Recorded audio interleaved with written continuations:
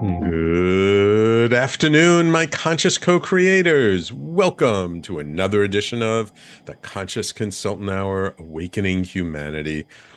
I am very, very pleased that you are all here with me today and that you continue to listen and watch to the Conscious Consultant Hour. I so appreciate your loyalty and your support for the show.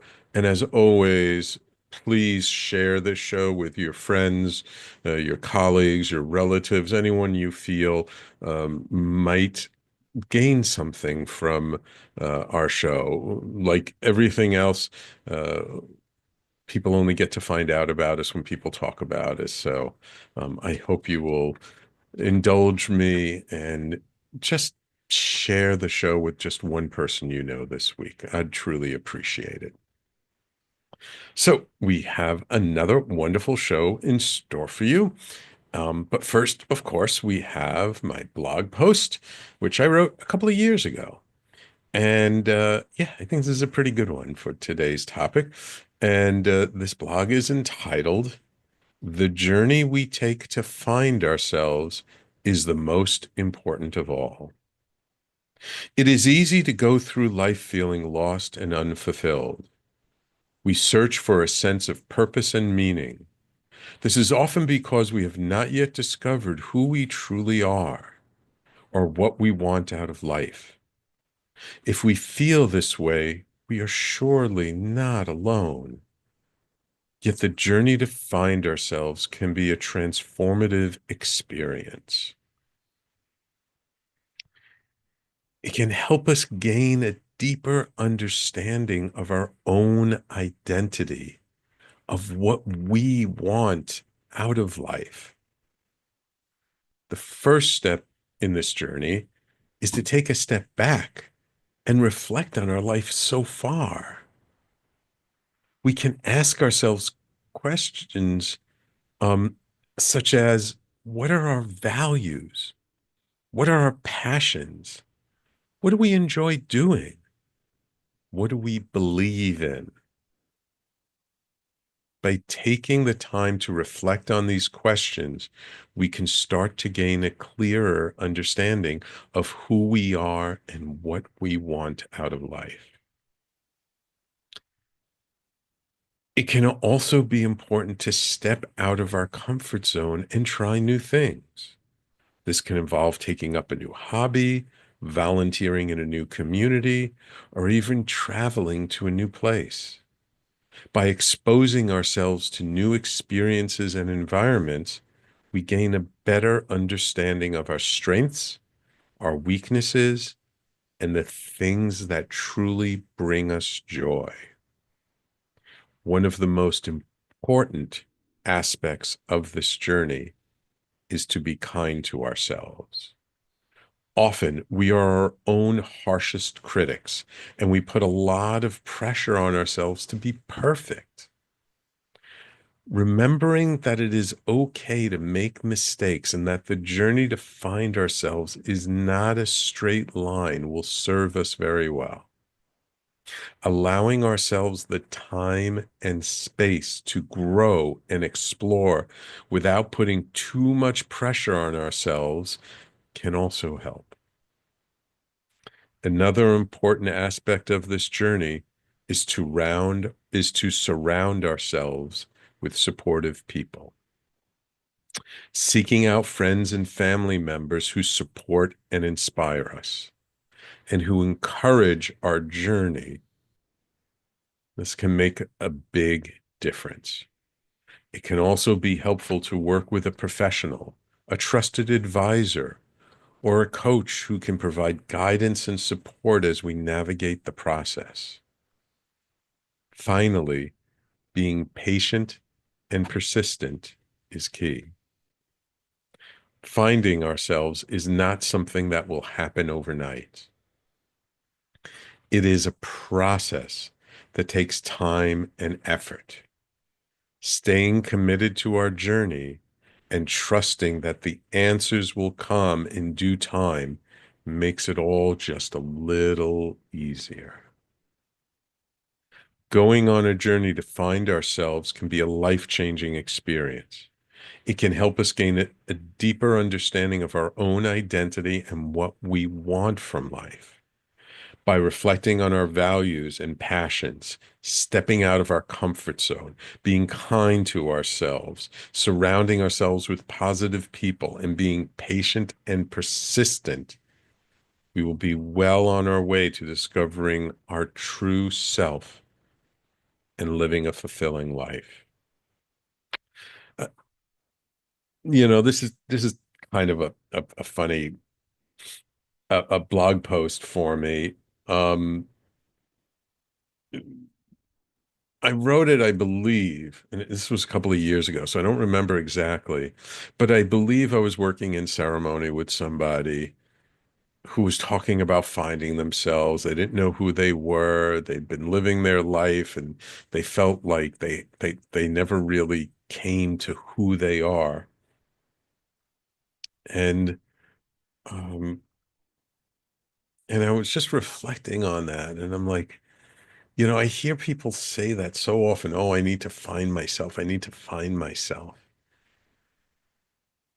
But sometimes we don't ask the question of what does that even mean?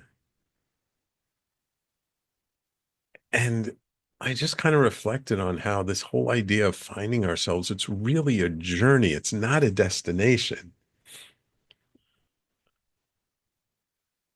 It's not a something we get done. It's not something we check off the to-do list. It's really about just taking steps along the path. I mean, who we are is the person who's living this life. It's not about finding ourselves, it's about being ourselves. It's just about being who we are when we show up in life and who we're um, looking to be in our world. So this idea of finding ourselves from this blog post, it's really something that if you're in the middle of trying to figure out, if you're in the middle of this journey that you're out to really find yourself, yes, it is an important journey. And it is one that will lead us to new and different things that we have no idea about. Hi, Sam. Yes, Kamla, I'm just reading my blog post. I'll be with you in 1 second. Sure. We're live. Um, so taking this journey is one where the most important thing I've found in my own journey is to really learn to be kind to myself so I can be kind to others, to be present with myself so I can be present with others. And I can just ask some questions along the way and just be curious. Yes, sometimes we feel lost when we're on the path. Yes, sometimes we're confused. Sometimes we don't know where we're going. And that's where having some faith, some trust in life itself can really serve us. But when we're on the path towards finding ourselves, the one thing I just want you all to remember is it's not a destination, that just walking the path itself is ultimately how we find ourselves. So that's my blog post. The title again is The Journey We Take to Find Ourselves is the Most Important of All. You can always find my blog on my personally branded website at theconsciousconsultant.com, as well as on talkradio.nyc/blog. All right. It is now my extreme pleasure to welcome to the show author and professor Kamla Kapur. Kamla is a versatile and celebrated writer who seamlessly weaves her Indian heritage with her experiences here in the United States to craft a captivating literary work spanning plays, novels, poetry, essays, and reimagining of India's spiritual texts. She's author of 8 books. Her latest book is The Privilege of Aging, Savoring the Fullness of Life, which is going to be our topic today. Kamla has moved beyond her identity as an author into her identity as a crumbling old person who continues to write passionately whenever the universe allows. At 76, she is moving from a search for meaning to an experience of existence, of the profoundly simple gifts: food, exercise, contemplation, silence, stretching, resting, with her Yorkie doggie daughter sleeping in her lap, her husband holding her hand in sleep. She's giving away possessions and property with a warm hand to live the rest of her life unencumbered, non-attached, free, affirming life, even as she moves towards an affirmation of death. So far, all is well. Welcome to the Conscious Consultant Hour, Kamla. Thank you for having me, Sam. It's my pleasure. It's my pleasure. So, you've been an author for many, many, many years. I'm curious what sort of brought you on this path to actually talk about a topic that is not often talked about in polite company, right? That this whole idea of aging and getting old and having our bodies deteriorate, it's not something people like to talk about, is it? No, it's not. And that's why it becomes all the more necessary to talk about it because this is a very important, um, journey that we are making towards our completion. I like to think of death as a sort of a completion and Mm, as a fulfillment actually of a life well lived, mm, especially if you have lived that life with consciousness, with mm, awareness, and you have lived that life with the desire to experience more deeply yourself, the universe, others. So all of this, if you have been on this path, and don't think it's ever too late to begin on the path. mm, You can be any age and begin because the universe is ripe and ready for us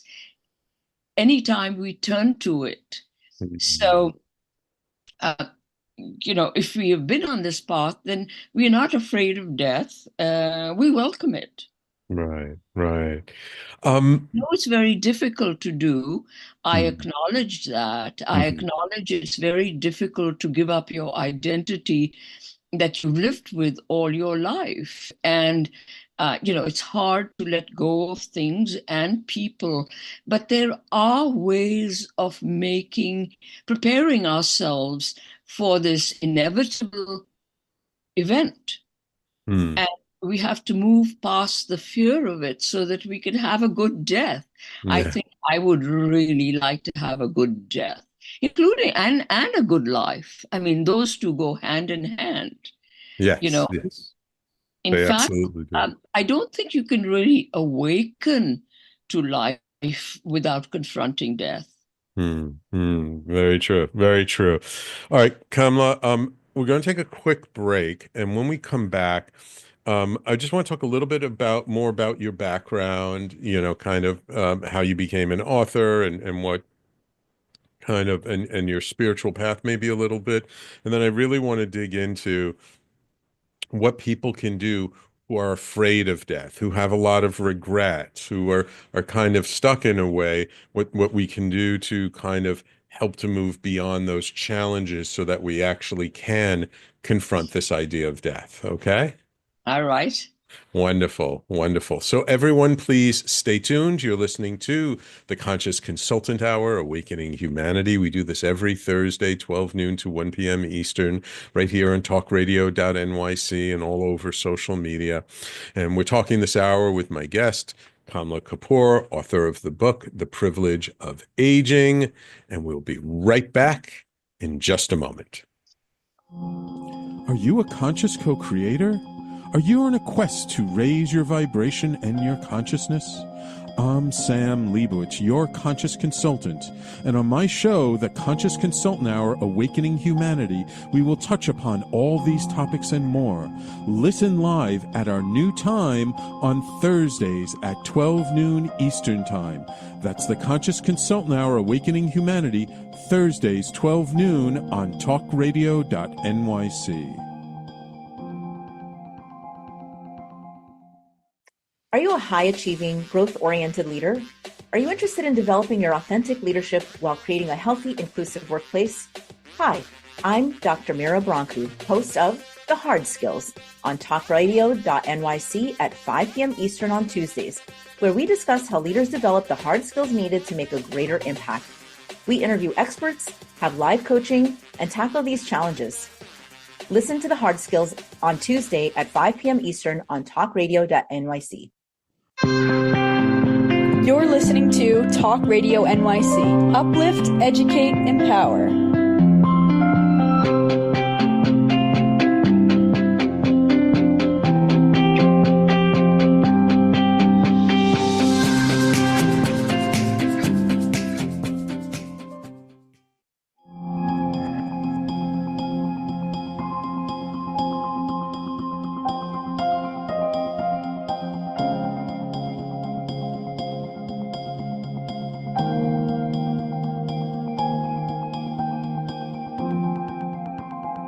And welcome back to the Conscious Consultant Hour Awakening Humanity. We're speaking this hour with author Kamla Kapur, author of the book, The Privilege of Aging. So Kamla, you came to the United States from India. Were you raised with a very spiritual background? Was this something that has always been a part of your life, or is this something that you came to on your own later on in life? You know, I was raised in by a father and a mother who had very strong spiritual leanings. Mm. And then when I got into my youth for about 20, 25 years, I just kind of forgot all about it and continued with my life till uh, till a till a tragedy struck me. Actually, my previous husband committed suicide, and Mm. it was very strange because a month before this happened, I unconsciously, subconsciously turned towards the spirit. This was before it happened, so I felt that the universe was guiding me. And Mm. every night before I went to sleep, this prayer that my father and my mother used to recite came to my aid, and I started saying to the universe, "May your will be sweet. May your will Mm. not only be accepted, but may your will be sweet." Now that Mm. takes it to another level entirely. And if you take it to that level, then the tragedy, difficult as it is to say this, does become sweet because you grow out of it. You grow Mm. out of your ashes and Mhm. you grow as a new human being Mhm. that you weren't before, much more conscious, much more Mhm. aware of what it takes to live life well and to live life with consciousness. Yeah. So the tragedy was actually a wound, a deep wound that healed me. And, Mm. and I think that if we realize that our wounds happen to us so that we can heal ourselves, then we even welcome our wounds because Mm. we somehow cannot grow without suffering. I think Right. Right. suffering is inherent in life and we need to harness it. Right. Right. Use it as fuel for our growth, and as opposed to something that stunts our growth. Yes, exactly. And Kamala, you were a retired professor. What were you a professor of? And English and American literature, uh, Ah, and I taught creative writing courses also in playwriting, poetry writing, mm, and nonfiction and fiction. So, and literature and composition. mm. So you've written plays, you've written novels, you've written poetries and essays. Have you written other nonfiction books before this one? Um, no, I haven't. But Okay. since then, I've completed another one, and I'm Ah, working on another one yet. oh, wow. So I've been very blessed with prolificity. Hmm. I even at this age, I feel pretty fertile till I'm very tired, and then I'm just tired, and I just want to rest, and I don't want to feel prolific. Right. Yeah, the levels of energy do shift as we move on in years. I've noticed that myself in my own life.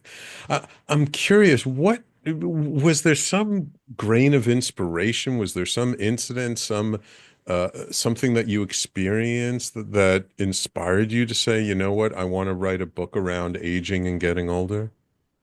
Um, yes, and the inspiration for that was my getting older and my being unable to handle it. And so Mm, I, what I do with things I can't handle and I don't have a grasp on is I write about them, because the process of writing reveals solutions that you didn't even know existed. mm. So And when, that, and when you say you couldn't handle it, what do you mean? Did you start to have health problems? Was it just the way things were changing and you just couldn't accept it? What was it that you couldn't handle about getting older? well, two particular things. One of Mm, them was, my body. I mean, I've got all sorts of things going on with my mhm, body. mhm, Three autoimmune diseases and mm, um, cancer also. So mm, um, uh, there was that, and there was the inability to do things that I used to do previously, like hike, things that I really enjoyed doing. So um, it was bothering me because I it affected my psyche, and I knew mm. that I know whenever my psyche is riled up that I have to write about it. Gotcha. So a true spirit of a writer inhabits that body. It's when something bothers you, you got to write about it. I love that. I love that. Um, but when you sat down to write this book, did you look for other literature around this, or did you just kind of connect and say, let me just pour this out onto the paper? I don't connect with literature because I don't want to feel that something has been done before Uh, without, I want to go with my passion and my hmm trust hmm first. I want to, but I do read throughout the process of writing hmm a book because, you know, uh, reading is one of the pillars of writing. Yeah. You get inspired. I was reading an article in the New Yorker by John McPhee, Mm. and he had written a piece about called Volume One, where he was talking about his old age project. And so I said, okay, I'm going to make this book my Whole aging project. project. And so there are all sorts of, once you decide and commit yourself to writing a book, all sorts of inspiration come into you because Mm,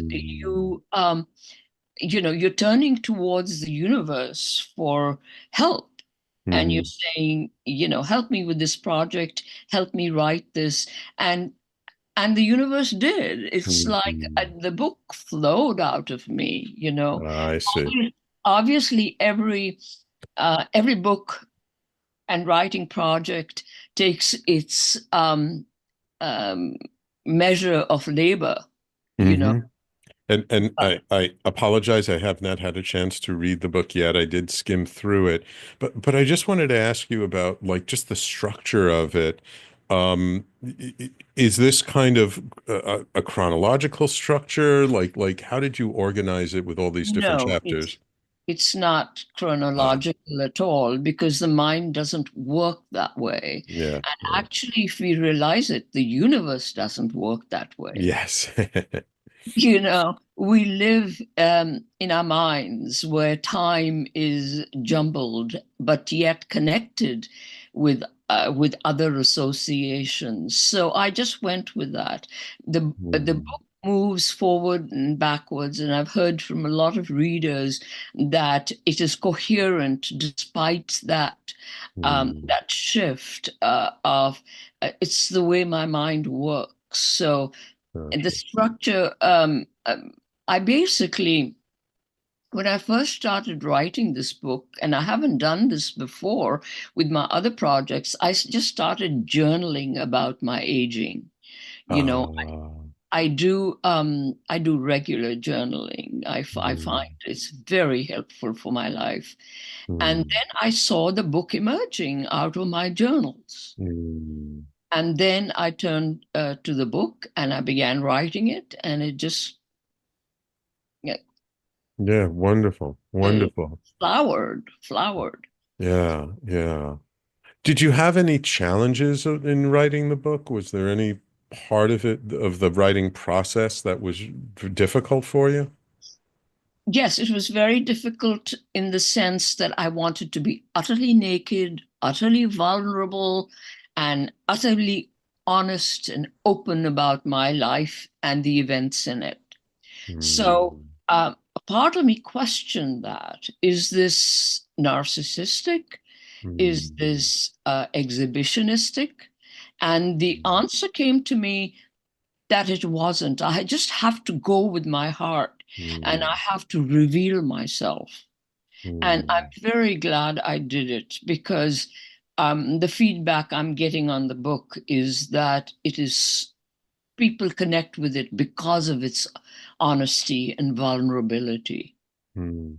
So, W- Was there anything in the process of writing the book and the things that got revealed through your writing process that surprised you?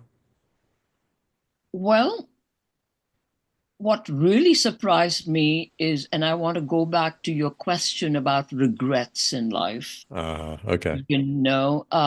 And I read a news article about a chaplain who talks in hospice, who talks with people who are dying, and he says there is a lot of regret at the end of life Mm, about things you didn't do, things you did wrong, things you're ashamed about, about not being kind enough to people. mm, You see, all of those, and all my regrets came pouring out. And the regrets, after they'd been poured out, I realized that I don't want to die like one of those people who are full of regrets. mm, It was a conscious decision. So, what I had to do, I had to come to terms with my regrets. For mm, example, and I'll give you an example, my biggest regret in life is that my father, who loved me unconditionally and who I adored, was dying in India and I was in America. And I was working towards the publicity of my first book, Ganesha Goes to Lunch. And he said, "Why don't you come home? I don't know how I'm feeling." And I ignored him.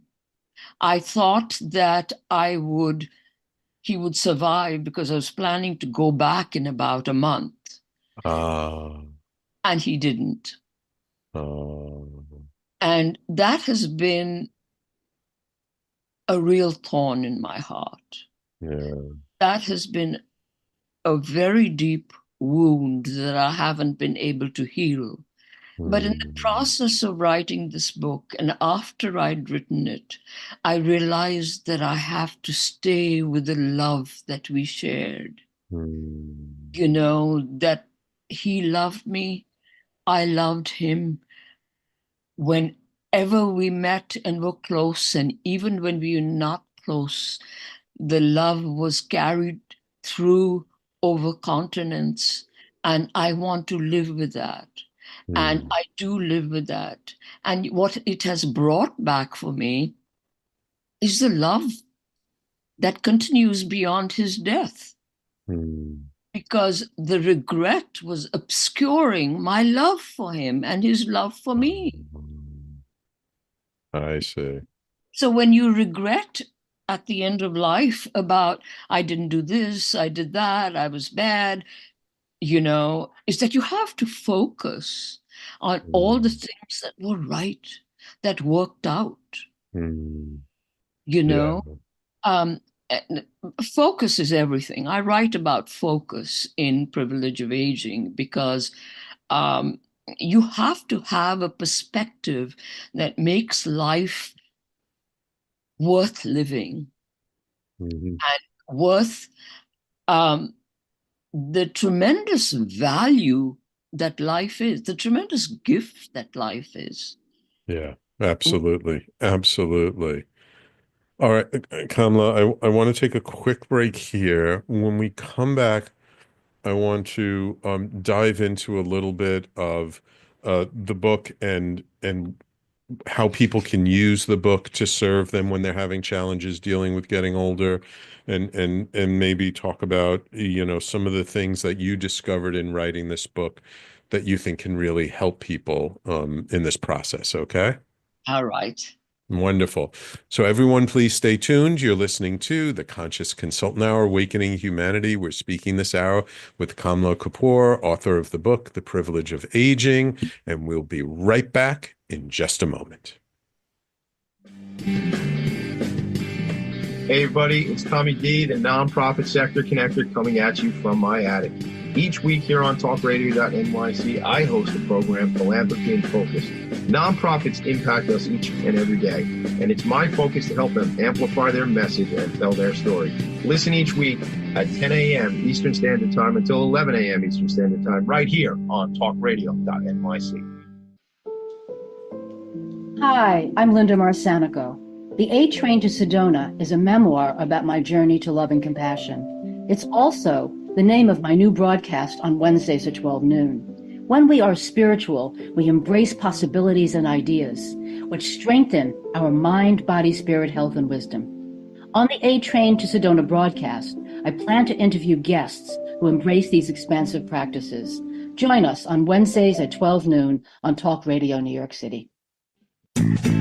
You're listening to Talk Radio NYC at www.talkradio.nyc. Now broadcasting 24 hours a day.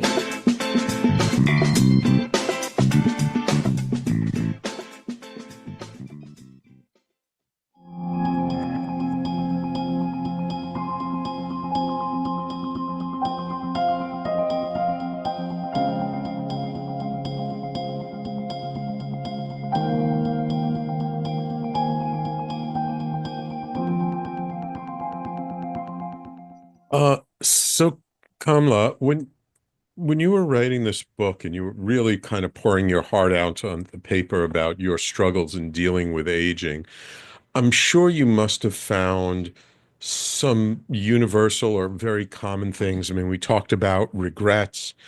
I'm probably going to get back to that a little later because I have a question around that. But I'm curious, like, what kinds of things that came up for you that you found in talking to friends and relatives, besides regret, are very common, or like, what are our real challenges around dealing with aging, and what can we do about those challenges? Everything about aging is challenging. Mm, And we cannot shove aside the challenges of aging. The body weakens, the mind weakens.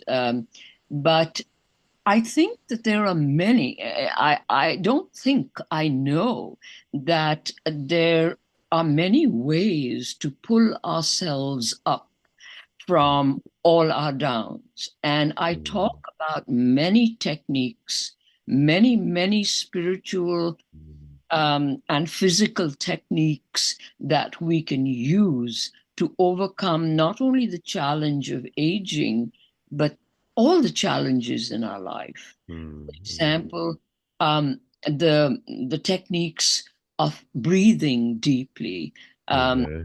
techniques of turning towards the spirit. I think turning towards the spirit is the single most requirement throughout our lives, but the imperative becomes even more as we age, because that is where our hearts have lived all our lives, and that is what we are moving towards. We are moving towards, the invisible, the non-material, um, the soul, beyond the body, through the body, I would say. Our body is an embodiment of soul, and our bodies also instruct us. We have to pay a lot of attention to our body's needs. For example, our body's needs for exercise, for meditation, for resting, for sleeping, for connecting with people when we are feeling down, for having a community, for turning towards love. I have to tell you that, not my love has grown for my husband, and his for me has grown, I would say, 100-fold in the last few years, because we both become aware that our time is limited with each Yeah. other. Yeah, absolutely. Absolutely. Turning towards love, opening ourselves up to love, because how can we open ourselves up to love? To refrain from judgment of the other, to not expecting others to be clones of us, recognizing that they are different from you, honoring that difference, loving them for their difference. And, One of I'm sorry, go ahead. and knowing that love is the most important thing in life, absolutely, without compare, it's the most important thing in life. Yeah, Loving your dog, loving your sister, your mother, whoever. right, right.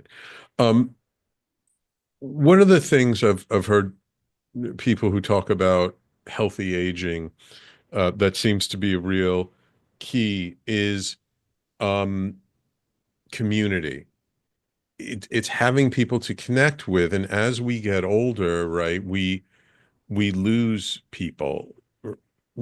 Friends pass away, move, um, and sometimes our world starts to get smaller. Um, how do we how do we um, counteract, or how do we show up in a way that we can um, not have our world get smaller but get bigger as we get older? Yes, uh, the world does get smaller. Like you said, our relationships fall away. We don't have energy for too many relationships. Right. So we only keep the best, and we don't push ourselves or go in directions, pursue people with whom there is no love connection. Mm. So there is that, and I personally like my world getting smaller because I'm a Oh. hermit at heart, you know.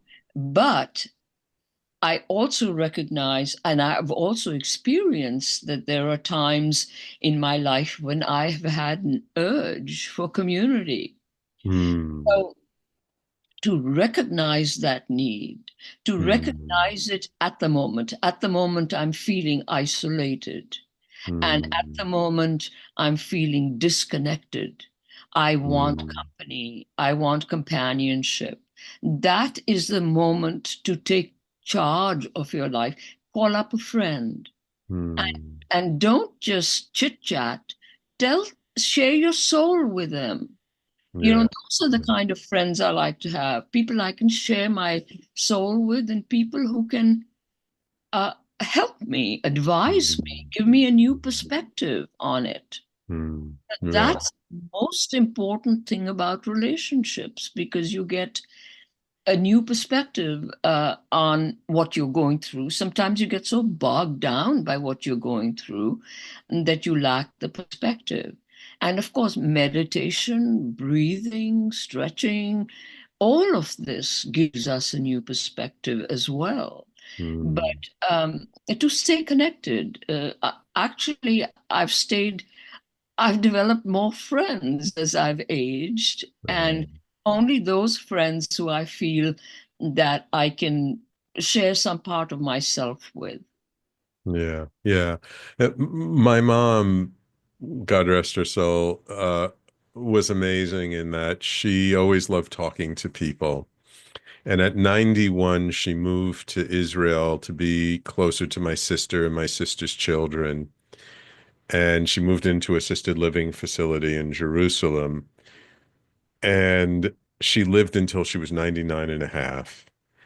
And I believe that part of the reason why she lived that much longer was because first at 91 moving to a totally different country, and she didn't speak Hebrew. She spoke Yiddish, but she didn't speak Hebrew.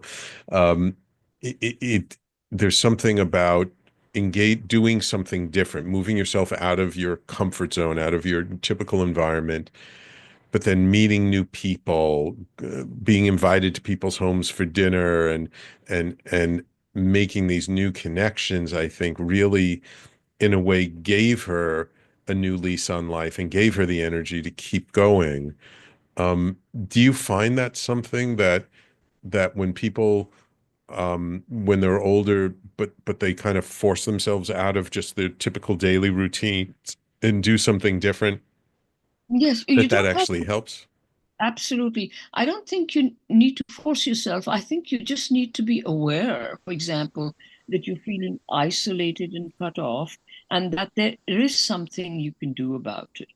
You Mm. know, but I I don't have any family in America. Oh. But my husband and I have been commuting back and forth from India, where my family is, 6 months out of every year, except last year when I was unwell and I couldn't travel. And during the pandemic, we didn't go. Hmm. But, that gives me 6 months of connection, of Mm. family time, of Uh, children time, all the things I don't have in my life, of help, of, just the environment of being with people who speak my language, who, mm. and friends. So I think it's quite important to stay connected. Mm. Mhm. Yeah. We have to move towards it. I mean, if there are days and weeks when I don't want to connect with anyone and I just want to stay holed up and write, then I indulge in that also. And so, old age is about being more and more free. Mm. What Yeah. you're There's an old expression that the older you get, the less you care about what other people think.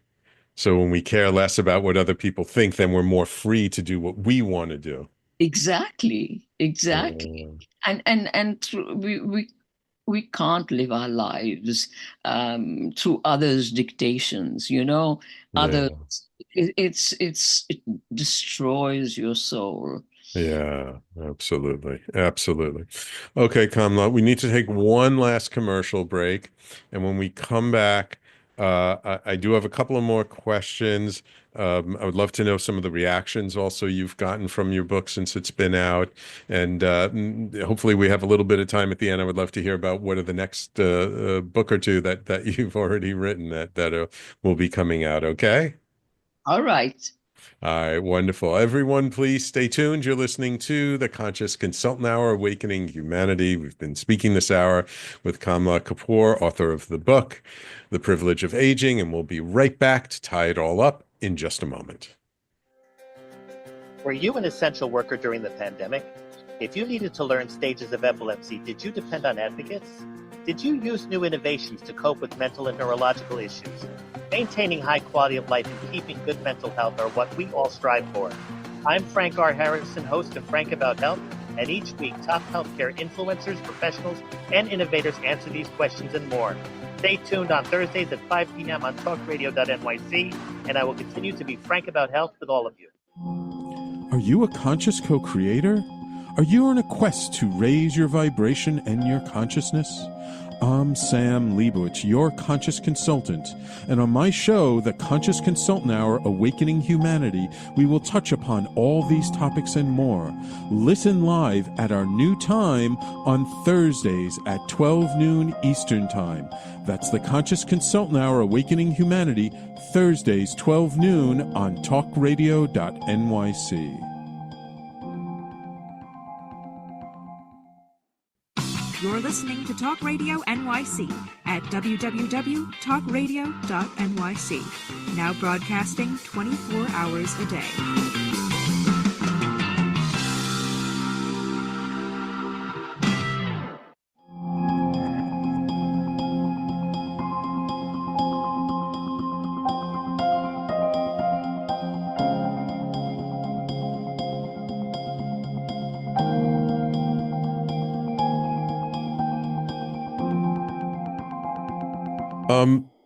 Kamla, I want to ask you about one particular chapter I noticed in the book, uh, titled Preparing for Death. How do we prepare for death?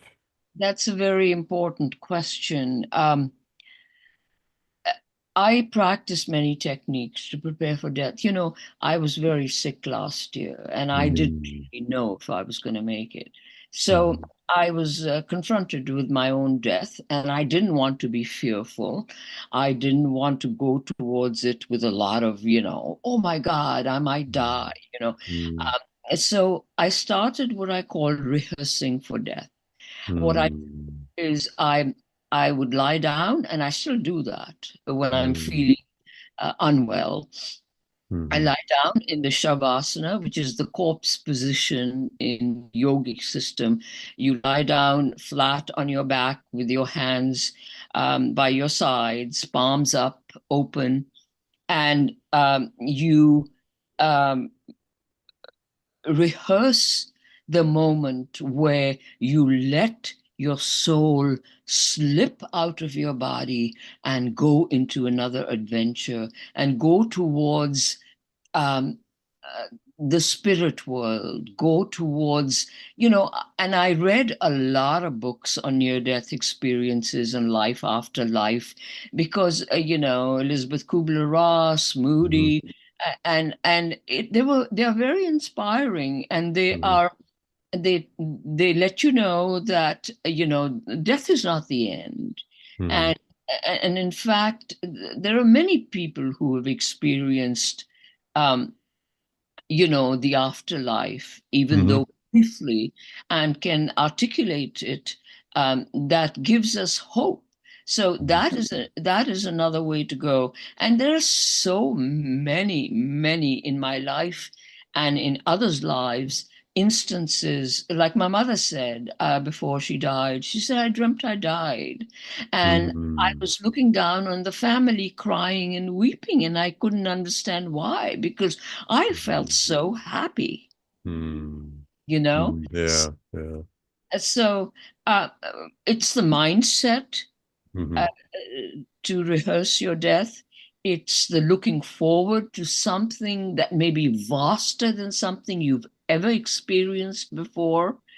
It is trusting the universe that whatever life and death brings us is good, So there are many techniques that one can practice. So it sounds like these techniques can help us to, I want to say, die more consciously, like actually consciously decide, okay, I think I'm done in this body. I'm going to step out of it now. Yes. I think that sometimes we have a choice and sometimes we don't. Sometimes we get smashed in a car accident without, So, but if you are fortunate to die in your own home, in your bed, then I think you have to put the wish out there that that's how I want to die. I don't want to die in a hospital bed. I want to die at home. Mm-hmm.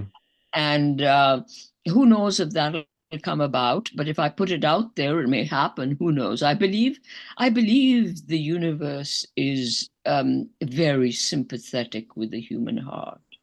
I Yeah. think there's a deep connection, a very deep connection between us and what we put out into the universe. We gets returned back to us. Mm-hmm. So to be positive, to have a positive attitude about our dying, you know, Mm-hmm. and to be fearful just makes our lives so difficult and does not allow ourselves to profit from the consciousness and the awareness of death, Mm-hmm. because we can't profit by it. Absolutely. For example, Absolutely. like the growth in love, the growth in beauty. We've just come back from Hawaii, and I realized that, this might be the last time I Mm-hmm. saw Mount Kilauea erupting. And it was like, my God, thank you for letting me experience this. And I may never experience this again. Thank you for letting me be in the water and watching whales. So it heightens life. My Yeah. awareness that I may end soon just heightens my life, makes it intenser, makes it more joyous. Yeah. Yeah. It makes it more precious, right? And, Absolutely. um, Absolutely. in the last several years, I've met more people and I've had friends become death doulas who help not just the individual, but the family prepare for someone's death. Do you have any recommendations around how we can open up the conversation around death? Because it's not something that most people are comfortable talking about. Yet it's something that if we talk about a little bit more before it's imminent, that we can actually be better prepared for it. You know, I think death doulas are a good way to go. Hmm. And I don't think you have to wait till you're dying. Right. um, to get a death doula. If you find yourself being afraid, or if you find yourself you're thinking that, now everything's going to finish and that's going to be that, and I'm going to be, dust to dust, etc. And, thinking like that doesn't bring any kind of joy. So Mm, I like to believe in things that make me hopeful and positive because they're all perspectives. Dust into right. dust is a perspective. It's a Yeah. philosophy.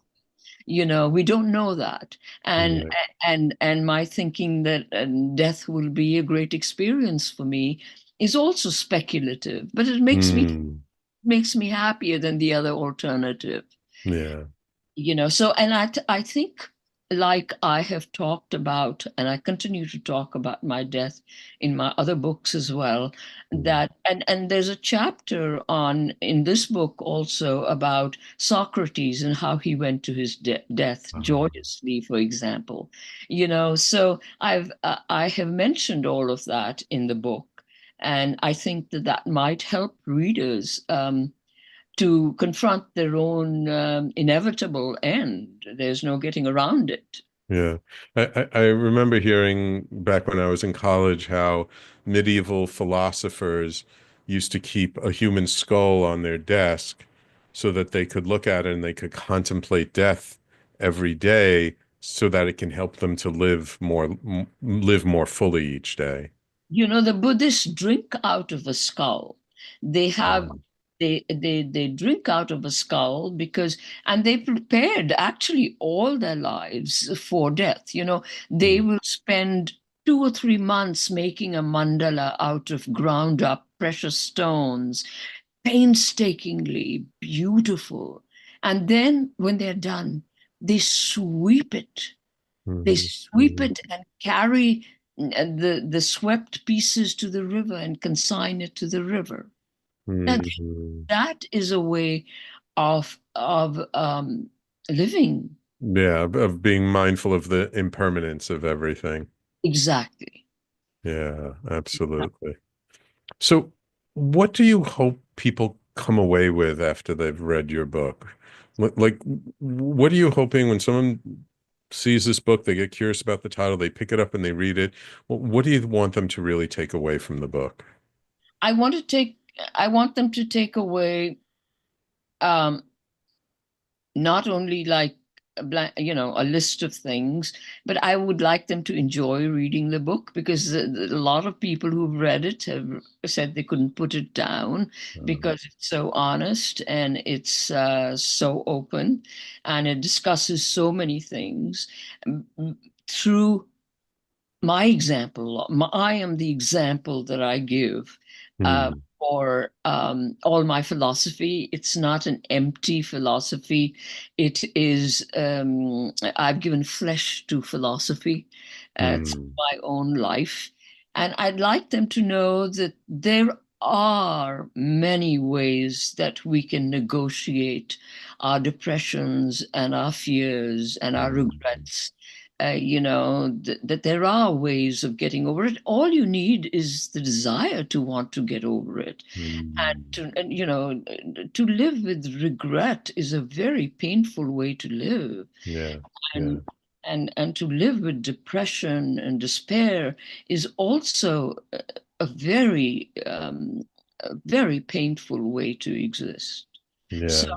I want them to know that there are ways of thinking, of being, that can help us to negotiate the difficulties of life, and the difficulties not only of aging, but the challenges of uh, all the challenges of our life from Hmm. any age. Hmm. You mentioned before that you've written one or two manuscripts that haven't gotten published yet. Since this book came out, what are your next books about? Well, my the first book that I've completed is called Corona Cocoon Chronicles, which is about the pandemic and my life through the Oh, pandemic, which is actually, I consider, the volume two of Privilege of Aging. uh, It continues in the same vein, except that the circumstances of my life have changed during the mhm, pandemic. So everything I do in the first book are also in the second book. uh, And the third book that I'm completing, I'm on the last couple of chapters, is called A Journey of Self-Discovery with Nanak. And Guru Nanak is the founder of Sikhism, and he is my guru. In fact, I know that I'm his descendant. I'm his 16th generation descendant. There are many people who are descendants of his, but I take my descent very seriously. Um, wonderful, wonderful. and I talk about that also. And I talk about how his philosophy has helped me during last years of illness. I was writing the book and suddenly I fell ill, and I realized that the universe was providing me fodder for the book. My Ah, illness was just material for the book. So again, mm, I give flesh to Nanak's philosophy and how he helped me negotiate mm. my illness. Wonderful. Well, when that book comes out, I would love to have you come back on the show and talk about it. Hopefully next year you're still with us. I'm praying for, because someone with your wisdom and your experience is a valuable soul to have on this planet, especially at this time. So, let's keep in touch, and when that book comes out, let's have another conversation, okay? Definitely, Sam. All right, wonderful. Kamla, thank you so much. I so appreciate you taking your precious time to come on my show today. It was a pleasure having you, and I really honor your honesty, your bravery, your vulnerability, and the work that you're still doing, even in your golden years, as they say. Thank you, Sam, for having me and giving me this opportunity to speak about my book. Thank You're you. You're welcome. You're welcome. And of course, thank you, my loyal listeners, for tuning in every week. Remember, if you missed any part of today's show, you can always catch the replay on talkradio.nyc or on any of the podcasting platforms. Thank you all so much for tuning in. We will talk to you all next week.